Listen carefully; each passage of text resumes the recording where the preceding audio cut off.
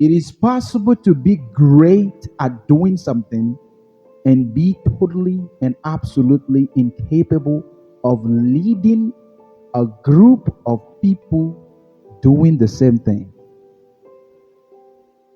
I give you my personal example. When it comes to teaching concepts and certain things, I'm a talented teacher. I can paint on the boards of people's mind what I am seeing on mine. But I discover with tears in my eyes this year that not because someone is a good teacher in leadership, for example, does not mean he can lead people. There are awful leaders who are great teachers of leadership. Awful. Like when it comes to doing the things required and necessary to lead people, they're out. Don't you know people who talk about couples? They teach so good about marriage, but they have catastrophic relationship with their partners and spouses. It is because it is two different jobs. Not because you teach good in leadership doesn't mean you can lead people. Most of us today, we say we want to build team, and since I can design, then I can lead a team of designers. That's not true, bro. That is not true. You are great at designing, good job, but you need to go and learn the skills of leadership. Do you know how to listen to people? Do you have empathy? How many personal vision of your teammates have you ever asked about? That is the problem. It happened to me too. I just say, okay, let me handle people and build a team. I failed miserably. You know why I failed? Because I confused being a teacher as being a leader. Not because you can teach doesn't mean you can lead.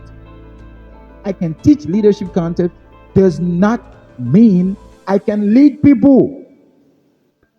People need to learn leadership skills first before they can say, I want to build a team.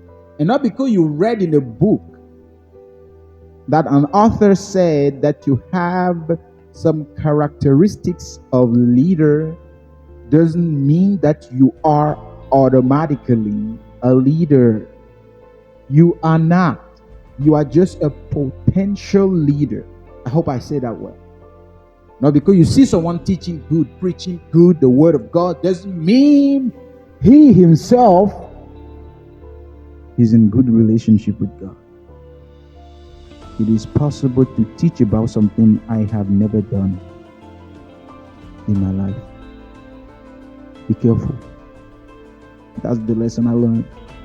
So my strategy to not fall in that trap as a teacher personally is to check whether I am a good leader with my family, with my wife, with my people. I check it every time to see if I'm doing some good. The principle I'm teaching, am I applying them in the lives of people I want to work with? Am I intentional? Am I aware? And that's why I appreciate this book, The Self-Aware Leader by John Maxwell.